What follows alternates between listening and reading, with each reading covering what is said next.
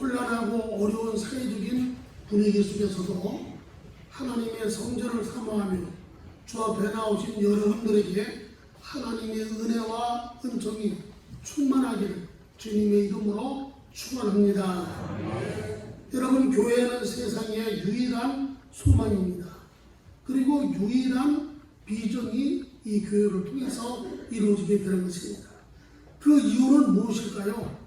교회에서만이 인간을 변화시킬 수 있는 복음의 능력이 선포되기 때문인 것입니다.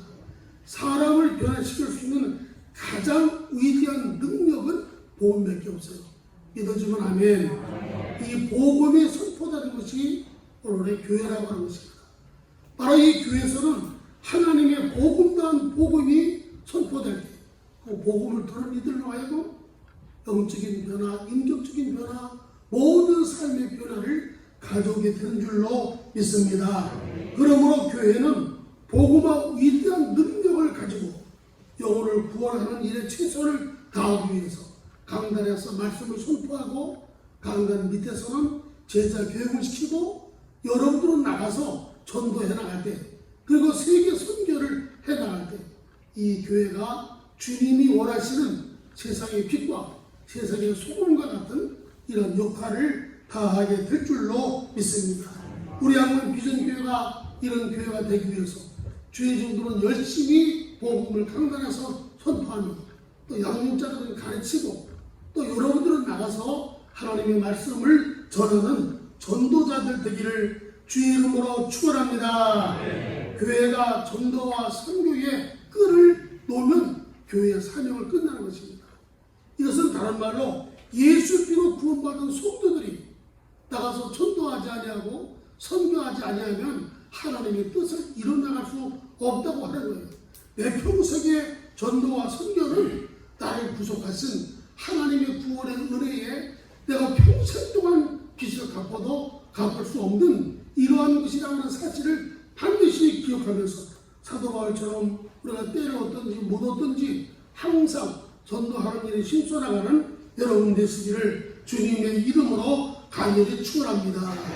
여러분, 고기자로 간 사람들이 물속에 파통만한 큰 이거가 보이면은 그 고기를 잡으려고 하는 어떤 이 꿈을 가지고 있듯이 우리는 세상을 살아가면서 어떤 사람을 만날 때에 내가 저 사람의 영혼을 닦아야 되겠다고 하는 영적인 이러한 업으로서 그들을 주께로 인도하는 꿈이 있기를 주의 이름으로 축원합니다. 만군의 여호와께서는 스가랴 8장에서 이스라엘 공동체를 향하여 만군의 여호와가 이렇게 말하노라 10번의 비전의 꿈을 그들에게 제시하신 것을 제가 지난 주간에 말씀을 드리며 교회는 이러한 10가지의 꿈의 공동체로서 성장해 나가야 된다고 하는 사실을 말씀을 드렸습니다. 하나님은 당신의 꿈을 주님의 피값으로 세우신 교회를 향해서 이루고자 하시는데 이 땅에 세워진 교회는 하나님의 꿈을 나타내는 공동체가 되어야 된다고 하는 거죠. 그래서 여러분, 하나님은 당신의 꿈을 이루기 위해서 이 땅 교회를 세우신 거예요. 그리고 이 교회들을 통해 하나님께서 하신 명령이 있습니다. 이것이 바로 오늘 교회가 하고자 하는 이러한 신앙의 공동체의 의미라고 하는 거죠. 우리 기독교는 내가 잘 먹고 잘 살기 위해서 예수 믿는 종교가 아니에요.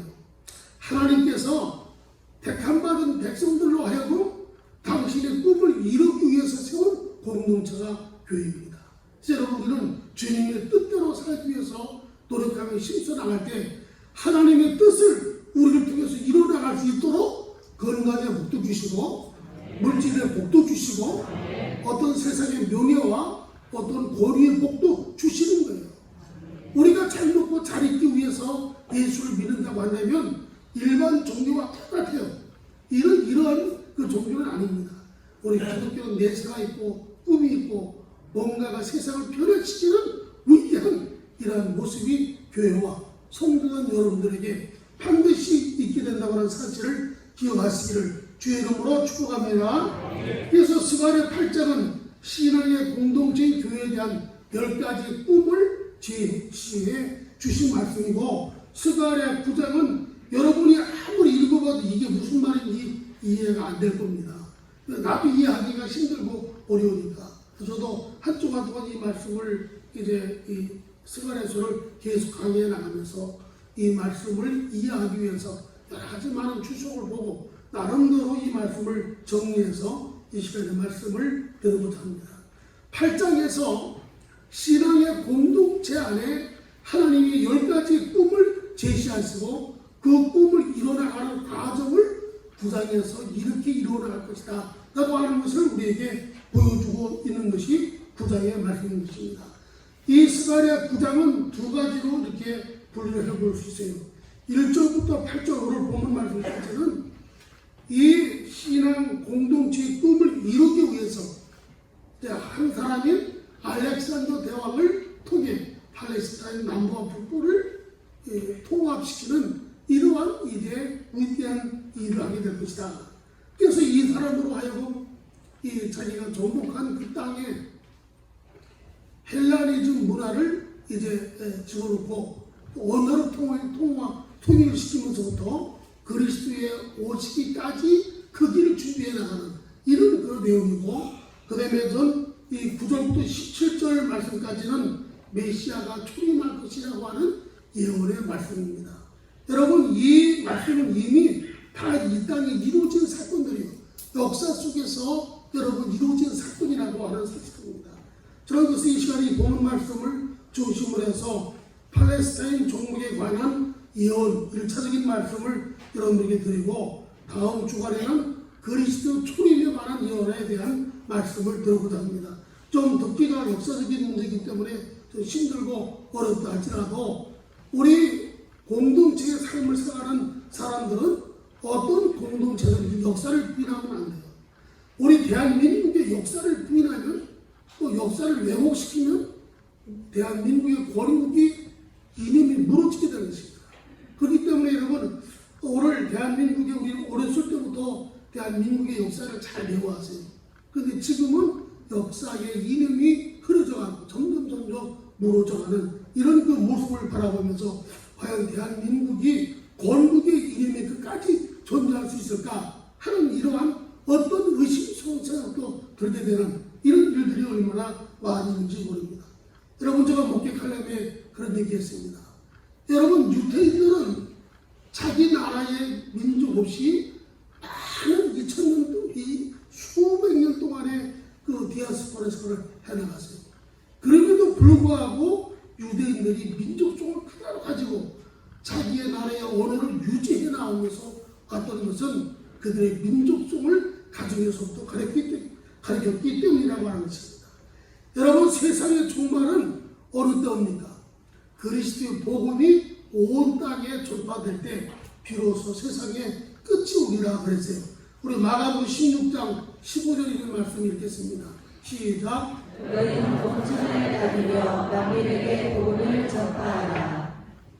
마태복음 24장 14절도 시작. 이 천국 복음이 모든 민족에 증언되기 위하여 온 세상에 전파되리니 그제야 끝이 오리라. 아멘. 예수님이 이 땅에 오신 초림하신 그때부터 말세는 시작이 된 것입니다. 이 예수님이 오셔서 천국 복음을 유대 땅에서부터 전하죠. 이 유대 땅에서 시작되어 있는 이 복음이 세상 끝까지 다 증거될 때 비로소 세상의 종말이 올 것임을 우리에게 말씀하고 있는 것입니다. 그러니까 말세는 예수님이 이 땅에 오셔서 회개하라, 천국에 가느니라, 이 말씀을 증거한 그때부터 지금까지 계속 되어 오는 거예요. 그래서 지금은 마지막 말세 끝 무렵에 살고 있다고 하는 것입니다. 그리스도의 복음이 안 들어간 나라가 없을 정도로 다 들어가 있습니다.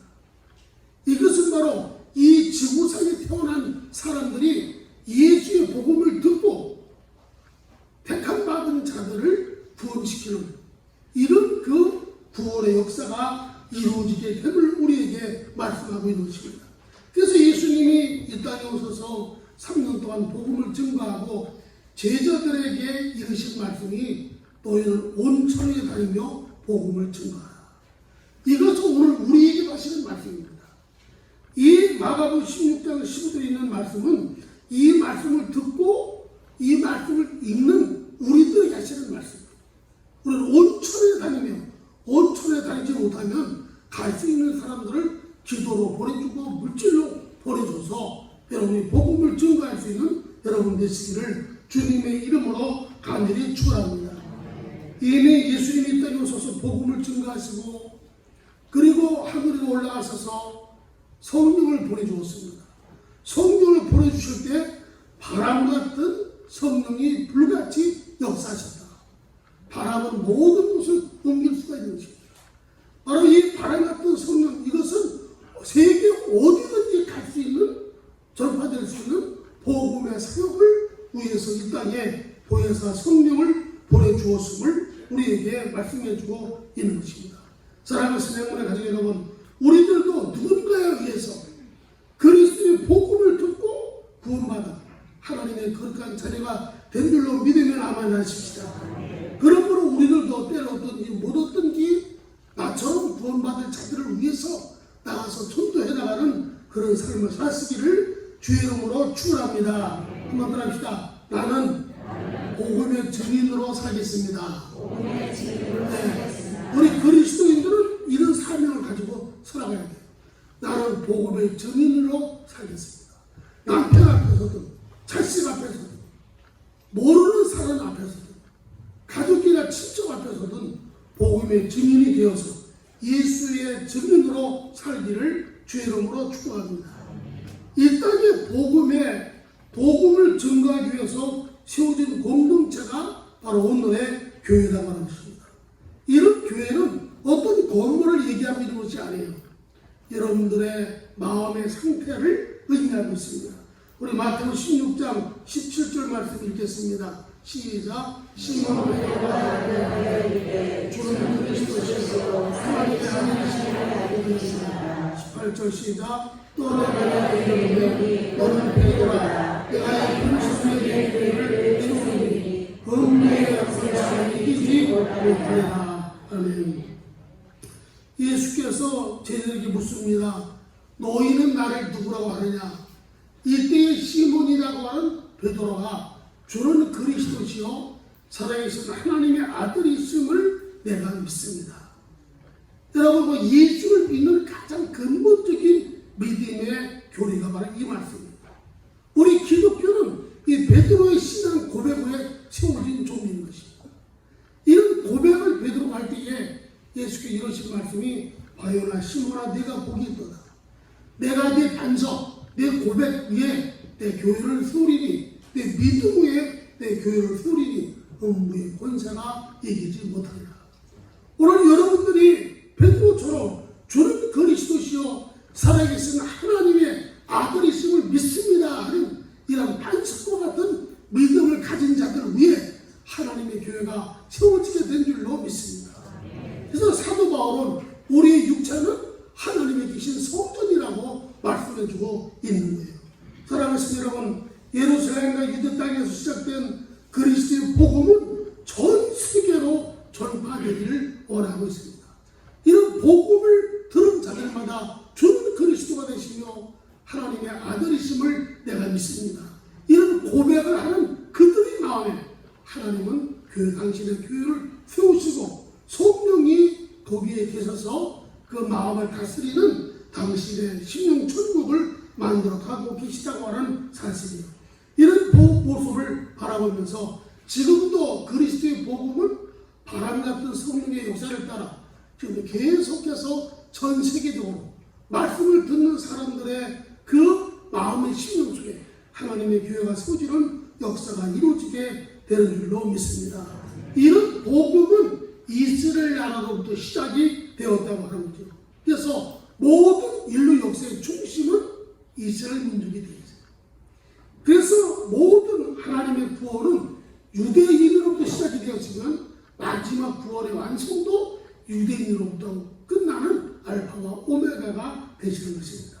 그래서 이 스가랴 9장에 있는 이 말씀은 이제 유대에서 선포되었던 이 복음이 팔레스타인 지역과 또 소아시아 지역과 소유럽을 통해서 세계로 확산되어져 나가는 과정을 우리에게 역사를 통해서 말씀하고 있는 내용인 것입니다. 자, 이스라엘의 역사를 중심으로 한 세계 역사를 우리가 스가랴 부장이 있는 말씀을 통해서 한번 보도록 하겠습니다. 여러분, 이스라엘 민족이 애굽에서 탈출해서 팔레스타인 즉 가나안 땅에 점령한 시기는 BC 13세기 말로 추정이 됩니다. BC 10세기 중반까지 이스라엘은 팔레스타인 지역에서 많은 번영을 누려왔어요. 가장 크게 번영을 누렸을 때가 이제 세 번째 왕이었던 솔로몬 왕 때였습니다. 솔로몬이 왕이 되어서 40년 동안 다스릴 때에 주변의 많은 국가들이 솔로몬 왕에게 많은 외교 정책을 세우죠. 전쟁 없이 우리가 함께 잘 살아가자. 그래서 솔로몬은 많은 외국의 왕들과 함께 이제 공주와 딸 아들들을 이렇게 서로끼리 결혼시키면서 동맹을 맺어왔습니다. 이런 가운데 가장 솔로몬처럼 축복받으며 풍부한 가운데 살아왔다는 왕은 없었다라고 성경은 우리에게 말씀하고 있었어요. 근데 이런 부가 결국은 하나님을 외면하고 우상 숭배하게 되는 결과를 가져오게 되었다고 하는 것입니다. 그래서 하나님께서는 이러한 이스라엘을 우상 숭배하고 있는 이스라엘을 BC 722년경에 아스루를 통해서 멸망을 시킵니다. 그리고 더 나아가서는 이제 이 바벨론이라고 하는 나라를 통해서 아스루를 침략하게 되고, 아스루가 바벨론에 점령당하면서도 그때부터 70년 동안 이스라엘 민족은 바벨론에서 70년간의 포로 생활을 하게 되죠. 그들이 70년 동안 포로 생활을 해나가면서 그들이 깨달은 것이 세 가지가 있다고 했어요. 우리가 하나님께 드리는 제사를 너무나 무시했다. 또 모세 율법을 우리가 짓밟았다. 또 우리가 선지자들이 외치는 그 예언을 우리가 외면했다. 그래서 결국은 우리가 하나님께 버림받아 이 바벨론에서 이렇게 포로생활을 하고 있는 것이다. 이래서 그들이 4월달, 5월달, 7월달, 10월달 1년에 4차례를 그 음식일로 정하고 그들이 하나님께 철두철미하게 회개하는 그런 일을 갖게 됐을 때 하나님은 바로 이 바사왕 고레스를 통해서 바로 이 바벨론을 물리치게 합니다. 그래서 이 바사왕 고레스가 바벨론을 점령하면서 2차례의 포로 귀환을 시키죠. 그래서 이 고레스 왕의 명령에 의해서 바벨론에 70년 동안 포로가 되었던 이스라엘 백성들이 약 한 5만 명 정도 예루살렘으로 돌아오게 됩니다. 그들이 돌아오면서 가장 먼저 하는 것이 무엇이라 했죠? 여호와의 성전을 우리가 건축하자. 성전을 건축하고 돌아가서는 예루살렘 성읍을 회복시키는 그런 일들을 하고 있는 이런 가운데 그들을 방해하는 외부 세력과 내부 세력 때문에 성전을 건축하다가 중단되었던 이런 사건이 있게 되었다고 하는 것입니다. 이게 중단되다 보니까 하나님의 일에 대해서 게을리하게 되고 자기들의 일에 대한 관심만 많이 갖게 돼서 성전을 건축하다가 중단하고 자기들 집을 짓다 보니까 하나님께서 학개야 선지자와 스가랴 선지자를 그 시대에 보내주셔서 말씀하는 겁니다. 너희가 성전 건축하는 그 시대부터 하나님이 복을 주시기로 작정했는데 너희가 성전 건축을 외면하고 너희 집 먼저 짓는 것이 무슨 일이냐 하면서 너희가 이렇게 하나님을 외면하면 아무리 많은 것을 뿌리고 많은 것을 거둔다 할지라도 하나님이 너희를 축복하지 못하리라고 하는 이런 책망을 하고 있는 이런 그 모습을 보게 됐죠. 이러한 책망했던 사람들이 학개와 스가랴 선지자라고 하는 사실입니다. 그래서 학개는 성전 건축을 시작하라고 하는 포로 이후에 첫 번째 선지자였고 스가랴는 중단됐을 때에 중단을 다시 멈추지 말고 하라고 했던 이런 선지자가 스가랴 선지자였음을 우리가 볼 수가 있는 것입니다. 이랬을 때 여러분 하나님께서는 이 바사 왕 고레스에 의해서 이제 전 세계가 점령이 됐지만은 그 이후에 그리스 왕 알렉산더를 통해서 이제 바사를 점령합니다.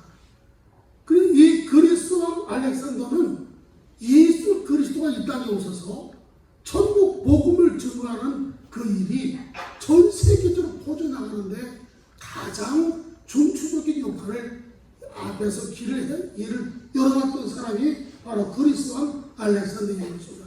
이것은 마치 무엇과 같은가 하면 예수님이 이 땅에 오셔서 복음을 증거하시기 전에 세례 요한이 6개월 전에 먼저 와서 요단강가에서 세례를 주고 회개하라고 말씀했던 그 예수님의 길을 준비해 놓은 것처럼 바로 이 알렉산더도 바로 그리스도의 복음이 전 세계 소아시아 지역과 유럽까지 증거될 수 있도록 길을 닦아놓은 사람이 바로 알렉산더 대왕이라고 하는 것입니다. 바로 이 그 알렉산더 대왕에 대한 이야기가 오늘 스가랴 9장 1절부터 8절 말씀, 이 내용의 말씀이라고 하는 것입니다. 여러분, 주전 336년경에 마게도냐, 아시아와 유럽을 잇는 교도부 역할을 하고 있는 이 마게도냐 지방에는 존경받는 한 사람의 왕이 있었습니다. 그 사람이 누군가 하면 필립이라고 하는 사람이에요. 근데 이 필립이라고 하는 이 사람보다는 후세 역사에서 더욱더 위대한 사람이 바로 이 알렉산더라고 하는 유명한 왕입니다. 이 그리스의 알렉산더 대왕은 페르시아의 다리오 왕을 물리치고 페르시아를 정복하면서도 이제 어떤 문화를 심어놨는가 하면 헬레니즘이라고 하는 헬라 문화를 심어놨어요. 이 헬라 문화는 두 가지입니다. 헬라의 스포츠 그리고 헬라의 언어. 그래서 예수님이 이 땅에 오시면서 전 세계가 공통으로 사용된 것이 헬라어입니다. 이 신약 성경이 기록된 것이 헬라어로 기록이 됐잖아요. 그래서 우리가 세계에 나가서 복음을 증거하는 데 있어서 가장 큰 장벽이 문화와 언어입니다. 이 문화와 언어만 잘 이해가 되면 복음을 증거하는 일에 걸림들이 있을 수가 없다고 하는 거죠. 바로 이 알렉산더 대왕은 헬레니즘 문화를 심어서 전 세계를 헬라어로 통일을 시켰어요.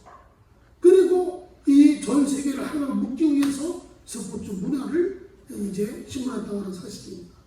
거기에 한 가지 더 그다음에 로마가 이제 이 그리스를 좀 통합하면서 세계를 지배하면서 이제 전 세계의 군사적인 도로를 만들어놨습니다. 그래서 이 예수님의 제자들이 헬라어를 알고 이제 군사적인 도로를 통해서 전 세계의 복음을 증거하는 일에 그 역할을 담당했던 것이 오늘 본문 말씀 속에서 우리에게 주고 있는 교훈이라고 하는 것입니다. 여러분, 제가 여러 나라를 다니면서 늘 설교를 많이 하지만은 설교하니까 가장 힘든 것이 언어의 장벽이에요. 언어. 대한민국 사람에게도 이런 아주 어려운 역사적인 이야기를 나누면은 저게 무슨 소리지 이렇게 잘 듣지도 못하는데 언어가 통하지 않는 사람들에게 어떤 설교를 한다고 하는 것이 이게 그렇게 쉬운 것은 아니거든요. 이런 모습을 바라보면서 여러분, 우리 대한민국도 하나님이 축복하시면 지금은 세계 공통화가 영어로 좀 되어 있잖아요. 하나님이 우리 대한민국도 남북 통일되고 우리 대한민국의 경제적인 성장과 더욱더 복음이 더욱더 크게 확산되어질 때 전 세계는 공통화가 대한민국 한국어로 될 줄로 믿습니다. 그러면 여러분들은 어느 나라에 갔을지 간에 복음을 증거할 수 있는 가능성이 있게 된다고 하는 거죠. 오늘 스가랴 9장 1절부터 8절 말씀까지는 이것을 우리에게 알려주고 있는 거예요. 예수님이 오셨을 때 헬라어가 공통어였다. 이 헬라어를 공통어로 만들었던 그 장본인이 그리스의 알렉산더 대왕이라고 하는 것입니다. 그래서 신약 성경은 헬라어 기록이 되어 있잖아요. 이런 그 모습을 바라보면서 여러분 어렵게 생각하지 마시고 신약은 헬라어로 기록된다. 그 당시 헬라어는 세계 공통어였다. 이 세계 공통어를 헬라어로 만들기까지는 그리스의 알렉산더 대왕이 한몫을 담당했구나. 이렇게 여러분이 생각하면은 그래서 예수님이 오셨을 때에 예수님이 헬라어를 사용하셨구나 하는 사실들을 여러분이 기억하시기를 주의 이름으로 축원합니다. 그래서 이 1절부터 8절 말씀까지가 그런 내용입니다. 바로 이 팔레스타인은 이 강을 중심으로, 이 바다를 중심으로 해서 길게 되어 있는 이러한 그 지역입니다. 북부에 4개 도시, 남부에 5개 도시가 되어 있어요. 대부분 북부의 4개 도시는 굉장히 그 강한 도시입니다. 우리 한번 보겠어요. 스가랴 9장 1절 시작. 여호와의 말씀이 헤드라 땅에 내리며 다메섹에 머무르니 산과 이스라엘 모든 지파에 이르니 여호와를 우러러 보리니라. 여기서 말하는 두 지역명이 나옵니다. 하드라 그리고 다메섹. 우리가 다메섹이라고 하는 이러한 지역의 이름은 많이 들었죠. 여기에 누가 태어났어요? 사도 바울. 사도 바울이 다메섹 사람 아닙니까? 이 다메섹은 이런 이름을 많이 들었는데 하드락이 뭐냐 하드락. 하드락은 무엇을 의미하고 있는가 하면 하드락은 그 지역을 의미하고 다메섹은 하드락의 수도를 말하고 있는 것입니다. 그러면 여기서 말하고 있는 하드락은 지금으로 말하면 시리아라고 하는 중동에 있는 시리아를 말하고 있어요. 바로 이 시리아의 수도가 다메섹입니다. 여러분 이 말씀은 이 그리스의 알렉산더 대왕이 시리아를 점령해서 다메섹에 그가 이제 어떤 그 지역을 본부를 둘 것이라고 하는 이러한 이야기를 말씀하고 있는 것입니다. 이것은 이미 이사야 17장 1절 말씀에 하나님이 이사야를 통해서 다메섹에 대한 경고를 말씀하셨어요. 그럼 읽어보겠습니다. 이사야 17장 1절 시작. 다메섹에 관한 경고라. 보라, 다메섹이 장사가 성을 내지 못하고 무너진 무더기가 될 것이다. 이미 하나님은 이사야 선지를 통해서 그렇게 견고한 다메섹이 무너진 무더기가 될 것이다. 성을 이루지 못할 것이다. 이것은 바로 그리스의 알렉산더 대왕이 바로 이 다메섹에 이제 쳐들어가서 다메섹 성을 무너뜨릴 것임을 이미 예언한 것입니다. 그래서 여러분 이 이사야가 예언한 것을 바로 이 스가랴 선지자가 다시 예언하는 거예요. 항상 성경은 예언의 말씀이 한 번으로 끝나지 않습니다. 흰색이 있으면 백색이, 검정색이 있고 낮과 밤이 있듯이 예언한 말씀을 반드시 그 예언이 반드시 이루어질 것이라고 하는 또 확인된 말씀들이 있어요. 이런 것들을 바라보면서 여러분 세계 역사는 하나님께서 당신의 계획을 세계 속에서 이루시기 위해서 그 중심 무대를 이스라엘로 초점을 맞추고 계시다고 하는 것입니다. 지금으로 말하면 바로 하나님의 교회에 초점을 맞추고 계시다고 하는 것이죠. 세계의 모든 나라가 다 망해도 이스라엘 민족은 망하지 않습니다. 하나님이 그들을 버리지 않는 그 민족은 버리지 않아요. 네, 그 민족을 통해서 이 땅에 구원의 역사가 시작이 됐고 그 민족을 통해서 구원도 완성하기를 원하고 계시기 때문인 것입니다. 이것은 다른 말로 이 땅의 이스라엘 민족은 광야교회입니다. 오늘의 이 교회는 세계교회입니다. 모든 예수 믿는 그리스도인들이 세계적인 영적인 교회 문이라는 거죠. 이 교회는 멸망하지 않습니다. 세상 모든 나라는 다 멸망해도 하나님의 나라 교회인 멸망을 하지 않는다고 하는 사실이에요. 왜? 하나님이 교회에 촛대를 붙들고 계시고 교회 역사를 이끌고 계시기 때문임을 여러분 기억하시길 주의 이름으로 축복합니다. 그러므로 말미암아 이 교회는 세계 역사를 이끌어가는 중앙 무대에 있어요. 빛이 되어야 됩니다. 우리 한번 비전교회가 이 지역을 구원케 하고 이 지역의 중심이 되는 교회가 될 수 있도록 기도하며 간구하시고 또 여러분들이 그러한 태도를 가지고 예수 믿는 여러분 되시기를 주님의 이름으로 간절히 축복합니다. 두 번째로 여러분 더 나아가서는 알렉산더는 두로와 시돈까지 진보할 것을 말씀하고 있죠. 자, 2절과 3절 말씀을 읽겠어요. 시작. 그 적병을 한마디로 일어나겠고 두로와 시돈에도 임하니 그들이 매우 지혜로우니라. 두로는 자기를 위하여 못을 분산하며 을을 피클같이 금을 어리의 집같이 쌓았도다. 여러분 이 말씀은 두로와 시돈은 이스라엘의 해안 도시 가운데 한 도시입니다. 가장 무역이 발달되었던 항구 도시예요.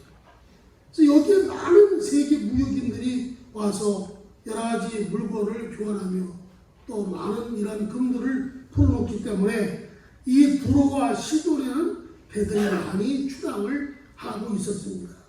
그래서 고고학자에 의하면 두로와 시돈에는 은금이 매우 풍부했다. 그래서 그들이 견고한 성을 아주 든든하게 뒀다. 그래서 외부의 세력들이 여러 번 두로와 시돈을 침략했지만 침략을 하지 못했었는데 바로 이 알렉산더 대왕이 7개월 동안을 공격하면서 그 성을 무너뜨리게 되었다고 하라고 했습니다. 그래서 여러분 이 두로와 시돈에 관한 그 멸망의 예언도 이미 이사야가 했어요. 이사야 23장 1절 말씀 한번 보겠어요. 시작. 두로와 시돈에 관한 보라 헛스리라 너희는 슬피 부르짖었다. 두로가 한나라의 모습이 없고 들어갈 것도 없으며 이 소식이 깊은 땅에서부터 그들에게 전파되었으나. 여기 다시스의 배들이라고 하는 말이 나와요.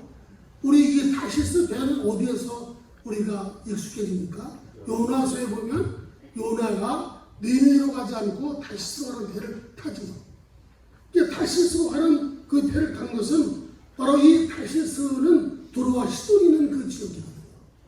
그러니까 이 다시스로 가는 것은 요나가 복음을 증거하는 것이 아니라 거기에 너무나 좋은 항구가 있으니까 여기 놀러 가는 거예요. 그만큼 이 그 두로와 시돈은 아주 화려한 도시, 은과 금이 풍부한 무역 도시였음을 우리에게 보여주고 있는 것입니다. 여러분 이 본문 말씀을 통해서 보면 이 팔레스타인 남부 4개 도시는 한마디로 말해서 이 군사적으로 견고한 이런 성이었어요. 그 물질적으로 풍부한 이런 성이었습니다. 이랬을 때 물질을 의지했던 견고한 그 성이 바로 이 알렉산더 대왕에 의해서 무너지게 되었다고 하는 거죠.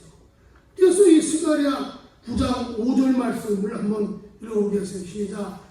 아스를 두고 무사하며 가져다 심히 아파할 것이며 에브론은 그 성이 수치라됨으로 역시 두려워하리라. 가사에는 인도이 끊어질 것이며 아스로에는 진물이 없을 것이며 아스보다는 잡족의 과야.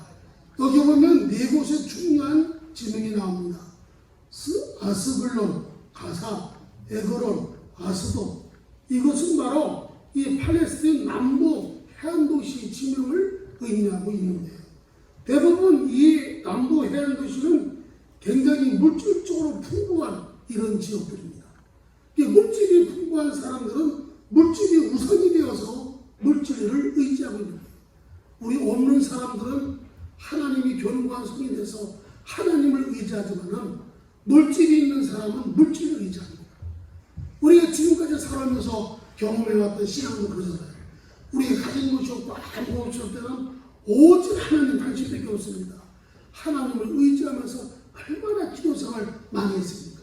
그러나 내 집도 있고 차도 있고 먹고 냉장고가 풍부하고 또 통장에도 돈도 얼마 있고 내가 사고 싶은 곳 사는 이러한 어떤 정도 됐으면 하나님을 우리가 의지하기보다는 내가 가지고 있는 물질을 의지해요. 이것이 여러분 오늘 우리들의 신앙의 모습입니다. 여러분 한번 생각해 보십시오. 과거에 10년에 살았을 때의 내 신앙의 모습과 여유 있는 나의 삶 속에서의 오늘의 내 모습은 어떠한지. 육신적으로는 복받아 잘 되는 것 같은데 영적으로는 피폐하고 빈곤한 모습이 아니겠습니까? 옛날에는 새벽님에 빠지면 죽는 줄 알아요. 무슨 큰 병을 당한 줄 알았어요. 지금은 1년 동안 2년 동안 새벽님에 안 일어나도 잠만 잔다. 영적으로 그렇게 묻어가고 있다고 하는 거예요. 왜? 하나님을 의지하기보다는 내가 현재 가지고 있고 누리고 있는 물질이라고 하는 우상을 의지하기 때문에 그래요. 바로 이 팔레스타인 남부 4개 도시가 그런 도시였어요. 그래서 하나님께서 물질을 우선 숭배하고 있는 이 해안 도시를 바로 이 그리스 왕 알렉산더를 통해서 진멸시키는 이런 심판이 있게 된다고 하는 사실입니다. 사랑하시는 여러분, 물질은 가졌을 때의 힘이 되는 것처럼 없어지면 아무것도 아니라고 하는 사실. 우리 마음속에 영원히 계시는 하나님을 의지하는 여러분 되기를 주의 이름으로 축원합니다. 여러분 이 말씀을 들으면서 어떤 역사로만 끝마치지 말고 나는 과연 무엇을 의지하고 있는가? 나의 지식을 의지하는가? 내가 가지고 있는 물질을 의지하는가? 내 젊음을 의지하고 있는가? 내 성공과 내 자식을 의지하고 있는가? 우리가 오직 의지할 그분은 하나님이십니다. 이 다윗이라고 하는 왕은 하나님이 나의 견고한 요새시요 나의 힘이시요 나의 바위시요 이렇게 말했어요. 오늘 우리가 가지고 있는 물질이 얼마나 있습니까? 권력이 얼마나 있습니까? 그럼에도 불구하고 하나님보다 이 세상 것 요것을 의지하는 이런 자들에게 이 본문의 말씀은 경고의 메시지. 하나님을 의지하라. 세상 것 의지하다 하나님께서 그거 멸망시킨다고 하는 것입니다. 또 보실래요? 이 본문 말씀 또 보세요. 우리 이사야 9장 7절에 있는 말씀. 9장 7절 시작. 그의 입에서 그의 피를 그의 사이에서 그 가장한 것을 제거하리니. 여기 보면 이 북부에 있는 이 네 개 도시들은 경제적을 의지하는 이런 것을 가지고 있었지만은 이 남부에 있는 이 네 개 도시는 무엇을 의지하는가 하면 우상을 의지했어요. 우상 숭배가 많았다는 거죠. 우리가 보면은 가난해서도 우상 숭배하지만 잘 살아서도 우상 숭배합니다. 가난한 사람들은 우상 숭배를 초라하게 하지만 잘 사는 사람들은 우상 숭배를 아주 화려하게 합니다. 절간에 가서 아니면 어떤 뭐 이렇게 점치는 사람들 앞에 뭐 몇만 원 갖다 주는 것이 아니에요. 몇십만 원, 몇백만 원씩 갖다 주고. 예? 심지어는 여러분 국회에 나오는 사람들도 이 정쟁이한테 가서 몇백만 원 갖다 주고 내가 붙을 건지 떨어질 것인지 알아맞히는 이런 일들이 얼마나 많이 있습니까? 이런 모습을 바라보면 가난하고 못 사는 사람만 우상 숭배하는 것이 아닙니다. 잘 사는 나라도 우상 숭배해요. 우리나라도 보십시오. 얼마나 살기 좋은 나라입니까? 그런데 이 지하 차도 상가에 가보면 거리마다 철학가에 많이 생겨요. 그 철학가에는 젊은 지식 배운 사람들이 둘이 가서 뭐 점괘를 보고 막 합니다. 이건 뭔가 하면 그들의 마음속에 뭔가가 자기 자신을 의지할 중심적인 어떤 것들이 없기 때문이라고 하는 사실이죠. 사랑하는 신앙문의 가족 여러분, 이 스가랴 9장 1절부터 8절에 있는 말씀, 북부의 한 4개 도시와 남부의 한 4개 도시에서 주고 있는 교훈. 북부의 한 4개 도시는 물질을 의지해서 결국은 하나님께로부터 멸망을 받았고, 남부의 4개 도시는 우상 숭배 때문에 결국은 멸망을 받았다고 하는 것입니다. 이 모습을 바라보면서 하나님께서는 당신의 뜻을 이루기 위해서 이 팔레스타인 지역, 소아시아 지역과 그 더 나아가서는 유럽 지역을 교두보하고 있는 마게도냐 지방을 이제 견조하기 위해서 일단 알렉산더를 통해서 통합시키는 이런 일들을 우리가 볼 수가 있습니다. 그래서 이 알렉산더는 어떤 물질적인 것도 부수고 어떤 우상적인 것도 부수면서 그 여러 나라를 여러 그 지역을 하나로 묶기 위해서 헬레니즘 문화 체육을 이제 헬라 체육을 이제 장려시켰고, 그리고 그들에게 사상을 일어나시키기 위해서 헬라어를 그들에게 배우게 함으로써 헬라어가 통용되었던 이러한 모습을 우리가 볼 수가 있습니다. 사랑하시는 여러분, 결론적인 말씀을 드립니다. 팔레스타인 북부 4개 도시는 많은 재물로 인해서 멸망을 받았어요. 네, 물질이 있는 사람은 교만합니다. 가지지 못한 사람은 항상 억울하면서도 겸손하게 살아가요. 그러나 조금 가졌다고 하는 사람은 얼마나 교만한지 몰라요. 자기가 옛날에 배워봤을 때, 어렸을 때 이거 생각하지 않습니다. 현재 자기가 된 것이 다 자기 때문에 된 줄을 생각하고 있어요. 여러분, 이런 사람들은 하나님의 심판의 대상이라고 하는 거죠. 우리는 주신 것도 여호와시오, 거둬가신 것도 하나님이시죠. 하나님께 모든 것을 감사하는 여러분 되기를 주의 이름으로 축원합니다. 없을 때는 없어서 감사하고, 주실 때는 주셔서 감사할 수 있는 지혜로운 자가 될 줄로 믿습니다. 두 번째로 우리는 여러분 남부의 이 우상 숭배했던 이 도시들, 우상 숭배는 반드시 하나님이 멸망시킵니다. 물질적 교만, 우상 숭배, 이것은 반드시 하나님이 심판한다고 합니다. 우상 숭배는 영적으로 볼 때 영적인 간음이에요. 여러분, 한 여자가 한 남자에게 사랑을 받아야만이 온전한 인격적인 사랑을 할 수 있는 것이지, 오늘은 이 남자 모셨다가 내일은 저 남자 모셨다 하면은 나중에는 둘 다 남자에게 배신을 당하는 것입니다. 신앙사도 마찬가지예요. 우리가 참 신랑 되신 예수 그리스도를 우리가 만났으면 그분 한 분만으로 만족해야 됩니다. 세상과 함께 교마하여 섬기는 이러한 미련한 인생의 삶을 살아서는 않는다고 하는 거죠. 사랑하시는 여러분, 교만하지 맙시다. 우상 숭배하지 맙시다.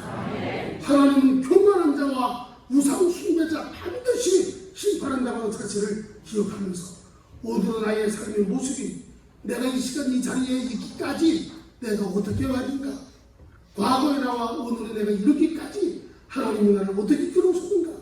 그래서 잘된 사람들은 과거에 나의 어려움의 모습을 바라보면서 어렵게 사는 사람들을 돌아볼 줄 알고, 또 어렵게 사는 사람들은 예수를 잘 믿어서 오늘은 잘 되는 사람들을 존경하면서 그들과 같이 되어서 노력해 나가는 여러분 되기를 주님의 이름으로 간절히 축복합니다. 우리는 지금 하나님이 이끌어가시는 역사의 한 부분에 살아가고 있어요. 역사의 흐름 속에 묻혀있는 존재들이 아니라 역사 속에 뭔가 뛰어난 인물이 되는 여러분 되기를 주의 이름으로 축복합니다. 여러분, 우리 한번 비전교회 등록해서 다니시지만 단행으로 끝나지 않습니다. 우리 교회 역사가 벌써 80년의 역사가 왔어요. 그 역사 흐름을 우리 교회는 단계에 기록하고 있습니다. 몇 년도에 누가 뭐로 했고 이렇게 쭉 기록해. 또 그 역사책을 보면 우리 역사 속에 이런 인물이 있었구나, 이런 사람들이 있었구나, 이런 분들이 계셔서 교회가 유지해 나가고 있구나, 이런 것들을 알 수 있다. 이런 것들은 이 땅의 교회 역사가 끝나지 않을 것이라고 생각해요. 왜? 교회는 하나님의 나라이기 때문에. 하나님의 나라에서도 반드시 이러한 하나님의 축복의 영광이 여러분 가운데 있어지게 될 줄로 믿습니다. 역사 속에 하나님의 뜻을 거스리는 인생들이 아니라 역사 속에서 하나님의 뜻을 반드시 실천해 나가고 이루어나가시는 여러분 되기를 주의 이름으로 축원합니다. 그러다 보면 하나님이 여러분들을 택하셔서 우리 한번 비전교회 장로님으로, 권사님으로, 집사님으로, 성도님으로 여러 가지 많은 직분을 주시면서 딱 심어놓으신 것은 여러분들을 통해서 이루어나가시고자 하시는 하나님의 분명한 뜻이 계신 줄로 믿습니다. 우리는 그 뜻에 순종하면서 살아갈 때 하나님께서 이 교회를 통해서 이루고자 하시는 분명한 하나님의 계획들이 아름답게 이루어지게 될 줄로 믿습니다. 우리 한번 기도합시다. 교회의 머리가 되시고 생명의 구주가 되신 우리 구주 예수 그리스도의 은혜와 인류의 역사 속에서 당신의 뜻을 이루되 주님의 피값으로 세우신 신앙 공동체인 교회와 성도들을 통해서 이루기를 원하시는 하나님 아버지의 극진하신 은혜와 성령의 감화교통 충만케 하시니 머리 숙여 있는 모든 이들에게 이제로부터 영원토록 함께 있을지어다.